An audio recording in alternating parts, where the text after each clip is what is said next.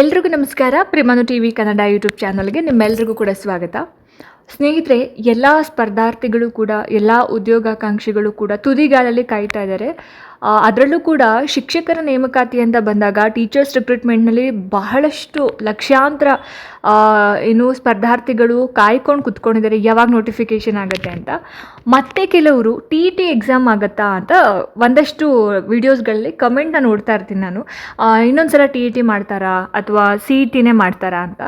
So ಈ ಗೊಂದಲ ಬಹಳಷ್ಟು ಸ್ಪರ್ಧಾರ್ಥಿಗಳಿಗಿದೆ. ಯಾಕೆ ಅಂತಂದರೆ ಕೆಲವರು ಸ್ವಲ್ಪ ಕಡಿಮೆ ಸ್ಕೋರ್ ಮಾಡ್ಕೊಂಡಿರ್ತಾರೆ ಟಿನಲ್ಲಿ.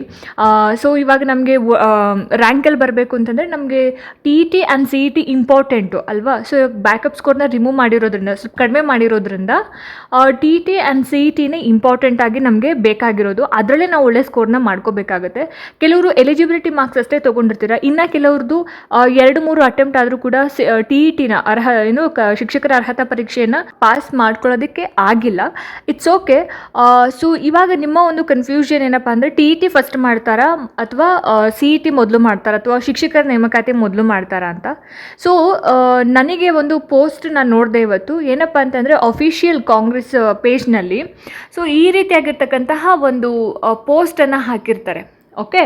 ಸೊ ಈ ಪೋಸ್ಟಲ್ಲಿ ಏನಿದೆ ಅಂತ ಹೇಳಿದ್ರೆ, ಕಾಂಗ್ರೆಸ್ ಸರ್ಕಾರದಿಂದ ಶಿಕ್ಷಣ ಕ್ಷೇತ್ರದಲ್ಲಿ ನೇಮಕಾತಿಯ ಸುಗ್ಗಿ ಅಂತ ಅಂದ್ಬಿಟ್ಟು ಒಂದು ಪೋಸ್ಟನ್ನು ಹಾಕಿರ್ತಾರೆ.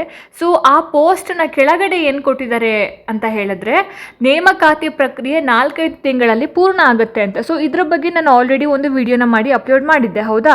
ಸೊ 4-5 ತಿಂಗಳಲ್ಲಿ ಎಲ್ಲ ಶಿಕ್ಷಕರ ನೇಮಕಾತಿ ಪ್ರೊಸೀಜರ್ ಕಂಪ್ಲೀಟ್ ಆಗುತ್ತೆ ಅಂತಂದರೆ, ಸೊ ನೀವು ಯೋಚನೆ ಮಾಡಿ ನೋಟಿಫಿಕೇಷನ್ ಎಷ್ಟು ಬೇಗ ಬಿಡಬಹುದು ಅಂತ. ಸೊ ಹಾಗಾಗಿ ಆದಷ್ಟು ಬೇಗ ನೋಟಿಫಿಕೇಷನ್ ಆಗುತ್ತೆ ಅಂತ ಇದರ ಅರ್ಥ.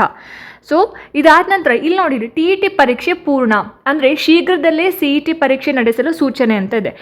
ಇಲ್ಲಿ ಏನಕ್ಕೆ TET ಪರೀಕ್ಷೆ ಪೂರ್ಣ ಅಂತ ಕೊಟ್ಟಿದ್ದಾರೆ ಅಂತಂದರೆ, ನಮಗೆ 2025 ಡಿಸೆಂಬರ್ 7ನೇ ತಾರೀಕಲ್ಲಿ ನಮಗೆ TET ಪರೀಕ್ಷೆ ಮಾಡಿದರು, ಹೌದಾ.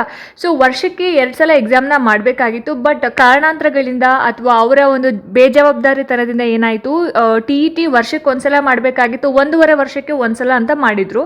ಸೊ ಇವಾಗ ಅಭ್ಯರ್ಥಿಗಳು ಯಾರು TETನ ಪಾಸ್ ಮಾಡ್ಕೊಂಡಿಲ್ಲ ಅವರು ಎಕ್ಸ್ಪೆಕ್ಟ್ ಮಾಡ್ತಿದ್ದಾರೆ ಇನ್ನೊಂದು TETನ ಮಾಡಬೇಕಿತ್ತು ಅಂತ.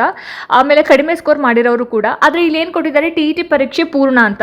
ಅಂದರೆ ಹಿಂಗೆ ಕೊಟ್ಟಿದ್ದಾರೆ ಅಂದರೆ ಅದರ ಅರ್ಥ ಏನು, TET ಪರೀಕ್ಷೆ ಆಗೋಗಿದೆ, ಇನ್ನು TET ಪರೀಕ್ಷೆ ಯಾವುದೇ ಕಾರಣಕ್ಕೂ ಮಾಡಲ್ಲ, CET ಪರೀಕ್ಷೆಯನ್ನು ಮಾಡಿ ಆ ನಂತರ ನೆಕ್ಸ್ಟು TET ಪರೀಕ್ಷೆ ಅರ್ಹತಾ ಪರೀಕ್ಷೆಗಳು ಇದ್ದೇ ಇರುತ್ತಲ್ವ. ಸೊ ಆ ರೀತಿಯಾದಂತಹ ಒಂದು ಅರ್ಥವನ್ನು ಈ ಒಂದು ಸೆಂಟೆನ್ಸ್ ಒಳಗೊಂಡಿರೋಂಥದ್ದು. ನಾನು ಅರ್ಥ ಮಾಡ್ಕೊಂಡಿರೋದು ಆ ಥರ, ಇಲ್ಲಿರೋದು ಕೂಡ ಅದೇ ಥರ.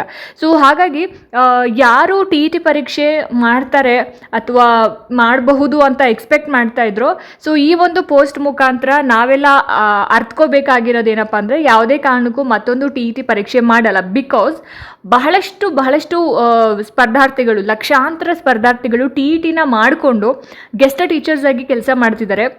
ಮತ್ತು ಕೆಲವರು ಬೇರೆ ಬೇರೆ ಕೆಲಸಗಳನ್ನ ಮಾಡ್ತಾಯಿದ್ದಾರೆ TETನ ಮಾಡಿಕೊಂಡು, ಒಳ್ಳೆ ಸ್ಕೋರ್ನ ಮಾಡಿಕೊಂಡು.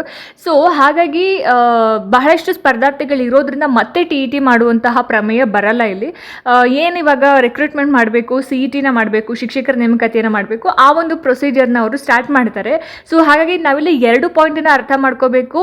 ಇಲ್ಲಿ TET ಪರೀಕ್ಷೆ ಪೂರ್ಣ ಅಂತ ಒಂದಿದೆ, ಇನ್ನೊಂದು 4-5 ತಿಂಗಳುಗಳಲ್ಲಿ ಶಿಕ್ಷಕರ ನೇಮಕಾತಿ ಪ್ರಕ್ರಿಯೆ ಮುಗಿಯುತ್ತೆ ಅಂತ ಇದೆ. ಸೊ ಈ 4 ತಿಂಗಳಲ್ಲಿ TET ಮತ್ತು CET ಎರಡೂ ಎಕ್ಸಾಮ್ನ ನಾವು ಕಂಡಕ್ಟ್ ಮಾಡೋಕ್ಕಾಗಲ್ಲ ಅನ್ನೋದನ್ನು ನಾವು ತಿಳ್ಕೊಬೇಕಾಗುತ್ತೆ. ಬಿಕಾಸ್ TET ಪರೀಕ್ಷೆ ಏನೋ ಲಾಸ್ಟ್ ಇಯರ್ 2025ರಲ್ಲಿ TET ಪರೀಕ್ಷೆನ ಮಾಡಿದ್ರು, ಆ ಒಂದು ಪರೀಕ್ಷೆಯ ಪ್ರೊಸೀಜರ್ ಮುಗಿಸೋದಕ್ಕೇ 3-4 ತಿಂಗಳು ತೊಗೊಂಡ್ರು, ಹೌದಾ. ಸೊ ಈ 3-4 ತಿಂಗಳಲ್ಲಿ TET ಮತ್ತು CET ಪರೀಕ್ಷೆಯನ್ನು ಮಾಡೋಕ್ಕಾಗುತ್ತಾ ಅನ್ನೋದನ್ನು ನಾವು ಯೋಚನೆ ಮಾಡಬೇಕಾಗುತ್ತೆ. ಸೊ ಹಾಗಾಗಿ ಮತ್ತೊಂದು TET ಪರೀಕ್ಷೆಯನ್ನು ಮಾಡೋಕ್ಕಾಗಲ್ಲ. ಹಾಗಂತ TET ಪರೀಕ್ಷೆ ಪಾಸ್ ಆಗಿಲ್ಲ, ನಾನು TET ಪರೀಕ್ಷೆಯಲ್ಲಿ ಕಡಿಮೆ ಸ್ಕೋರ್ ಮಾಡಿದ್ದೀನಿ ಅನ್ನೋರು ಚಿಂತೆ ಮಾಡೋ ಅಗತ್ಯ ಇಲ್ಲ. ಯಾಕೆ ಅಂತಂದರೆ, ಡಿಗ್ರಿ ಮಾಡಿಕೊಂಡು BEd ಮಾಡ್ಕೊಂಡಿರೋರಿಗೆ HSTR ಅಂತ ಇದೆ ಅಲ್ವಾ. So high school teachers recruitment. So ಆ ಒಂದು ಎಕ್ಸಾಮ್ನ ನೀವು ಖಂಡಿತವಾಗ್ಲೂ ಕೂಡ ಅಟೆಂಡ್ ಮಾಡ್ಬೋದು. ಯಾಕೆಂತಂದರೆ HSTR ಅಂತ ಬಂದಾಗ ಅಲ್ಲಿ ಯಾವುದೇ ಒಂದು PG ಮತ್ತು TETನ ಮೆನ್ಷನ್ ಮಾಡಿಲ್ಲ. ಆ್ಯಂಡ್ ಇತ್ತೀಚಿನ ಒಂದು ಇನ್ಫಾರ್ಮೇಷನ್ ಪ್ರಕಾರ HSTRಗೆ, ಪ್ರೌಢಶಾಲಾ ಶಿಕ್ಷಕರ ನೇಮಕಾತಿಗೆ ಟಿ ಇ ಟಿ ಮತ್ತು ಪಿ ಜಿನ ಕೇಳೋದಿಲ್ಲ ಅಂತ ಹೇಳಿರೋದ್ರಿಂದ ಇಲಾಖೆಯಿಂದ ಒಂದಷ್ಟು ಮಾಹಿತಿ ಬಂದಿರೋದ್ರಿಂದ ಸೊ ಎಚ್ ಎಸ್ ಟಿ ಆರ್ಗೆ ಟಿ ಇ ಟಿ ಬೇಡ ಅಂತ ಅಂದ್ಕೊಂಡಿದ್ದೀವಿ. ಸೊ ಟಿ ಇ ಟಿ ಆಗಿಲ್ಲದೆ ಇರೋರು ಎಚ್ ಎಸ್ ಟಿ ಆರ್ಗೆ ನೀವು ಓದ್ಕೊಳ್ಬೋದು, ಓಕೆನಾ. ಸೊ ಇವಾಗ ಬಿ ಕಾಮ್ ಅವ್ರಿಗೆ ಅವಕಾಶ ಕೊಡ್ತಾರಾ ಅಂತ ಕೆಲವೊಬ್ಬರು ಕ್ವೆಶನ್ ಏನು ಬಂದಿರುತ್ತೆ ನಿಮಗೆ. ಸೊ ಬಿ ಕಾಮ್ದವರಿಗೆ ಇಲ್ಲಿ ತನಕನೂ ಕೂಡ ಅವಕಾಶ ಕೊಟ್ಟಿರಲಿಲ್ಲ ಎಕ್ಸಾಮ್ನ ಬರೆಯೋಕ್ಕೆ ಅಂತ. ಸೊ ಅದ್ರ ಬಗ್ಗೆ ನಮಗೆ ಅಫಿಷಿಯಲ್ ಆಗಿ ನೋಟಿಫಿಕೇಶನ್ ಬಂದ ನಂತರ ಅಷ್ಟೇ ನಮಗೆ ಗೊತ್ತಾಗುತ್ತೆ. ಆ್ಯಂಡ್ ಬಿ ಎಸ್ ಸಿ ಮತ್ತು ಬಿ ಎ ಮಾಡಿಕೊಂಡು ಟಿ ಇ ಟಿ ಮಾಡಿಲ್ಲ ಇರೋರಿಗೆ H S T R best option ಅಂತ ಹೇಳ್ತೀನಿ. ಆ್ಯಂಡ್ ಏನೋ 15,000 ಶಿಕ್ಷಕರ ನೇಮಕಾತಿಯನ್ನು ಮಾಡ್ಕೊಳ್ತೀವಿ ಅಂತ ಹೇಳಿದ್ದಾರೆ. ಸೊ ಈ 15,000 ಶಿಕ್ಷಕರ ನೇಮಕಾತಿಯಲ್ಲಿ ಪಿ ಎಸ್ ಟಿ ಆರ್ಗೆ ಎಷ್ಟಿರುತ್ತೆ ಆ್ಯಂಡ್ ಜಿ ಎಸ್ ಟಿ ಆರ್ಗೆ ಜಿ ಪಿ ಎಸ್ ಟಿ ಆರ್ಗೆ ಎಷ್ಟಿರುತ್ತೆ ಮತ್ತು ಎಚ್ ಎಸ್ ಟಿ ಆರ್ ಎಷ್ಟಿರುತ್ತೆ ಅನ್ನೋ ಒಂದು ಕನ್ಫ್ಯೂಷನಲ್ಲಿ ಇರ್ತಾರೆ. ಸೊ ನಿಮಗೆ ಒಂದು ನಂಬರ್ ಗೊತ್ತಾಗ್ಬಿಟ್ರೆ ಸೊ ನೀವು ಯಾವುದಕ್ಕೆ ತಯಾರಿ ಮಾಡ್ಬೋದು ಅಂತ ಒಂದು ಕಾನ್ಫಿಡೆನ್ಸ್ ಬರುತ್ತೆ, ಒಂದು ಕ್ಲಾರಿಟಿ ಸಿಗುತ್ತೆ. ಸೊ ಹಾಗಾಗಿ ಆದಷ್ಟು ಶೀಘ್ರದಲ್ಲಿ ಅದು ಕೂಡ ಬರುತ್ತೆ. ಆ್ಯಂಡ್ ಇವಾಗ ಏನು 5,200 ಚೇಂಜ್ ಪೋಸ್ಟ್ಗಳ ಇವಾಗ ಆಲ್ರೆಡಿ ಅನುಮತಿ ಸಿಕ್ಕಿದೆ ಅಂತ ಹೇಳ್ತಾ ಇದ್ರು. ಸೊ ಅದಕ್ಕೆ ಮತ್ತಷ್ಟು ಪೋಸ್ಟ್ಗಳನ್ನು ಆ್ಯಡ್ ಆನ್ ಮಾಡ್ತಕ್ಕಂತಹ ಒಂದು ಪ್ರೊಸೀಜರ್ ಆಗ್ತಾ ಇರೋದ್ರಿಂದ ಶಿಕ್ಷಕರ ನೇಮಕಾತಿಯಲ್ಲಿ ಒಂದಷ್ಟು ವಿಳಂಬ ಆಗ್ತಾ ಇದೆ. ಸೊ ಡೆಫಿನೆಟ್ಲಿ ಇನ್ನು ಮುಂದಿನ ತಿಂಗಳು ಅಂದರೆ ದಿಸ್ ಮಂತ್ ಮೇ ಒಳಗಡೆ ಶಿಕ್ಷಕರ ನೇಮಕಾತಿಗೆ ಸಂಬಂಧಪಟ್ಟ ಹಾಗೆ ಒಂದು ಅಫಿಷಿಯಲ್ ನೋಟಿಫಿಕೇಷನ್ ಹೊರಡಿಸ್ತಾರೆ. ಸೊ ಖಂಡಿತವಾಗ್ಲೂ ಈ ಒಂದು ನೇಮಕಾತಿ ಬಗ್ಗೆ ಯಾವುದೇ ಒಂದು ಡೌಟ್ ಬೇಡ. ಸೊ ಎಲ್ಲವೂ ಕೂಡ ಎಲ್ಲ ಪ್ರೊಸೀಜರ್ಸ್ಗಳು ಕೂಡ ಇವಾಗ ಬೇಗ ಆಗ್ತಾ ಇದೆ. So not only education department, so ಏನು ಪೊಲೀಸ್ ಡಿಪಾರ್ಟ್ಮೆಂಟ್ ಆಗಿರ್ಬೋದು, ಅದರಲ್ಲೂ ಕೂಡ 600 ಏನು ಪಿ ಎಸ್ ಐಗಳ ಒಂದು ನೇಮಕಾತಿ ಆಗುತ್ತೆ ಅಂತ ಹೇಳಿದ್ದಾರೆ. ಆ್ಯಂಡ್ 8,000 ಕಾನ್ಸ್ಟೇಬಲ್ಸ್ ನೇಮಕಾತಿ ಆಗುತ್ತೆ ಅಂತ ಹೇಳಿದ್ದಾರೆ. ಆ್ಯಂಡ್ ಪಿ ಡಿ ಒ ಆಗಿರ್ಬೋದು, ವಿಲೇಜ್ ಅಕೌಂಟೆಂಟ್ ಆಗಿರ್ಬೋದು, ಬಹಳಷ್ಟು ವೇಕೆನ್ಸೀಸ್ ನಿಮಗೋಸ್ಕರ ನೋಟಿಫಿಕೇಶನ್ ಮಾಡ್ತಾರೆ. ಓಕೆ. ಆ್ಯಂಡ್ ನಿನ್ನೆ ನಾನೊಂದು ಒಂದು ವಿಡಿಯೋನ ಅಪ್ಲೋಡ್ ಮಾಡಿದ್ದೆ, that is P D O recruitment 2026 ಅಂತ. ಸೊ ಬಹಳಷ್ಟು ಜನ ಬಂದು ಇದು 2024 ನೋಟಿಫಿಕೇಶನ್ ಇವಾಗ ಹಾಕಿದ್ದೀರಾ ಅಂತ ಅಂದ್ಬಿಟ್ಟು ಬಹಳ ವ್ಯಂಗ್ಯವಾಗಿ ಕಾಮೆಂಟ್ಗಳನ್ನ ಮಾಡ್ತಾ ಇದ್ರಿ. ನಾನು ಅದನ್ನು ಆಕ್ಸೆಪ್ಟ್ ಕೂಡ ಮಾಡ್ತೀನಿ. ಸೊ ಇಲ್ಲಿ ನಾನು ಸ್ಟಾರ್ಟಿಂಗಲ್ಲೇ ವಿಡಿಯೋದಲ್ಲೇ ಹೇಳಿದ್ದೆ. ಸೊ ನಿಮಗೆ ಮೇ ಬಿ ಕೆಲವರಿಗೆ ಅದರಲ್ಲೂ ಯಾರು ವ್ಯಂಗ್ಯವಾಗಿ ಬಂದು ಕಾಮೆಂಟ್ಗಳನ್ನು ಮಾಡಿದ್ದೀರಿ ಅವರಿಗೆ ನನಗನ್ಸಿರೋ ಪ್ರಕಾರ ವಿಡಿಯೋನ ಸರಿಯಾಗಿ ನೋಡೋಕ್ಕೆ ಬಂದಿಲ್ಲ ಅಂತ ಅಂದ್ಕೊಳ್ತೀನಿ.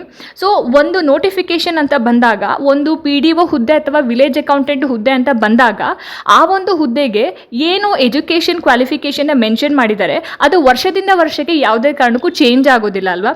ಸೊ ಇವಾಗ ಪಿ ಡಿ ಒ ಎಕ್ಸಾಮ್ಗೆ ಬರಿಬೇಕು ಅಂತಂದಾಗ ನಾವು ಮಿನಿಮಮ್ ಕ್ವಾಲಿಫಿಕೇಷನ್ ನಮ್ದು ಏನಿರಬೇಕು, ಡಿಗ್ರಿನೇ ಇರಬೇಕು. ಪಿ ಯು ಸಿ ಆಗಿರೋರು ಬಂದು ಪಿ ಡಿ ಒ ಬರೀತೀನಿ ಅಂತಂದರೆ ಅದು ಕನ್ಸಿಡರ್ ಮಾಡೋಕ್ಕಾಗಲ್ಲ ಅಲ್ವಾ.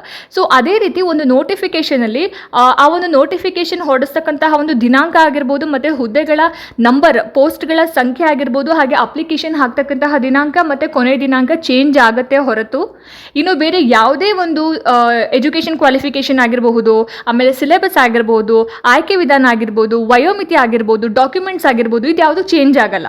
ಸೊ ನಾನು ನಿನ್ನೆ ಒಂದು ವಿಡಿಯೋದಲ್ಲಿ ಅದನ್ನೇ ಹೇಳ್ತಾ ಇದ್ದೀನಿ. ತುಂಬ ಜನ ಬಂದು ಕಮೆಂಟ್ಗಳಲ್ಲಿ ವ್ಯಂಗ್ಯವಾಗಿ ಕಮೆಂಟ್ಗಳನ್ನ ಮಾಡ್ತಾ ಇದ್ದೀರಾ. ನನಗೆ ಆ ಕಮೆಂಟ್ಗಳನ್ನ ನೋಡಿದಾಗ ಅನಿಸಿದ್ದಿಷ್ಟೇ, ಪಾಪ ಅವರಿಗೆ ವಿಡಿಯೋನ ನೋಡಿ ಅರ್ಥ ಮಾಡ್ಕೊಳ್ಳೋದಕ್ಕೆ ಬಂದಿಲ್ಲ ಅಂತ. ಒಂದು ಸಾಮಾನ್ಯ ನೋಟಿಫಿಕೇಶನ್ ವಿಡಿಯೋನ ನೋಡಿ ಅರ್ಥ ಮಾಡ್ಕೊಳ್ಳೋದಕ್ಕೆ ಆಗದೇ ಇರೋವಂಥವ್ರು ಇನ್ನು ಇಷ್ಟು ದೊಡ್ಡ ಎಕ್ಸಾಮ್ಸ್ಗಳನ್ನ ಹೇಗೆ ಕ್ಲಿಯರ್ ಮಾಡ್ತೀರಾ? ಸೊ ನಿಮ್ಮೆಲ್ರಿಗೂ ಆದಷ್ಟು ಬೇಗ ಒಳ್ಳೆ ಬುದ್ಧಿ ಬಂದು ಚೆನ್ನಾಗಿ ಕೂತ್ಕೊಂಡು ಓದಿ ಸರ್ಕಾರಿ ನೌಕರಿಯನ್ನು ಕ್ಲಿಯರ್ ಮಾಡೋ ಹಾಗೆ ಆಗಲಿ ಅಂತ ವಿಶ್ ಮಾಡ್ತೀನಿ. ಓಕೆ. ಆ್ಯಂಡ್ ಎಸ್, ಈ ವಿಡಿಯೋ ನಿಮಗೆ ಇಷ್ಟ ಆಗಿದೆ, ಅನುಕೂಲ ಆಗಿದೆ ಅಂತ ಭಾವಿಸ್ತೀನಿ. ಇಷ್ಟ ಆಯಿತು ಅಂತಂದರೆ ದಯವಿಟ್ಟು ಲೈಕ್ ಮಾಡಿ, ಶೇರ್ ಮಾಡಿ, ಹಾಗೆ ನಿಮ್ಮ ಅನಿಸಿಕೆ ಅಭಿಪ್ರಾಯಗಳು ಏನೇ ಇದ್ರೂ ಕೂಡ ನನಗೆ ಕಾಮೆಂಟ್ ಸೆಕ್ಷನಲ್ಲಿ ತಿಳಿಸಿ ಅಂತ ಹೇಳ್ತಾ, ಇದೇ ರೀತಿ ಹೆಚ್ಚಿನ ವೀಡಿಯೋಸ್ಗಳಿಗೋಸ್ಕರ ನಿರಂತರವಾಗಿ ನನ್ನ ಚಾನಲನ್ನು ನೋಡ್ತಾ ಇರಿ. ಮುಂದಿನ ವೀಡಿಯೋಸ್ಗಳಲ್ಲಿ ನಾನು ನಿಮಗೆ ಸಿಗ್ತೀನಿ. ಅಲ್ಲಿ ತನಕ ಎಲ್ರಿಗೂ ನಮಸ್ಕಾರ.